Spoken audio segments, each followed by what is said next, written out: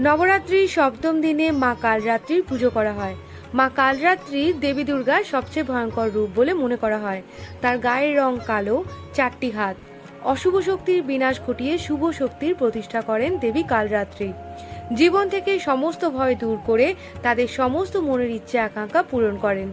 বৃহস্পতি গ্রহ কারোর যদি জন্মকুণ্ডলিতে খারাপ থাকে তবে বৃহস্পতি গ্রহকে মজবুত করতে মা কালরাত্রির পুজো করবেন। ভগবত পুরাণ অনুসারে দেবী কালরাত্রি চণ্ড ও মুন্ডুর চুলের মুঠি ধরে তার ধর থেকে আলাদা করে দেন।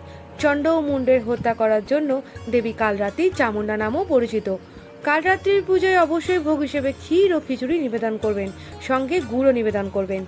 মাকে ভোগ নিবেদনের পর বিশেষ করে পান ও সুপরিও নিবেদন করবেন। এই দেবীর প্রিয় ফুল হলো রক্তজবা। মন্ত্র হলো ওম দেবী কালরাত্রি নমঃ।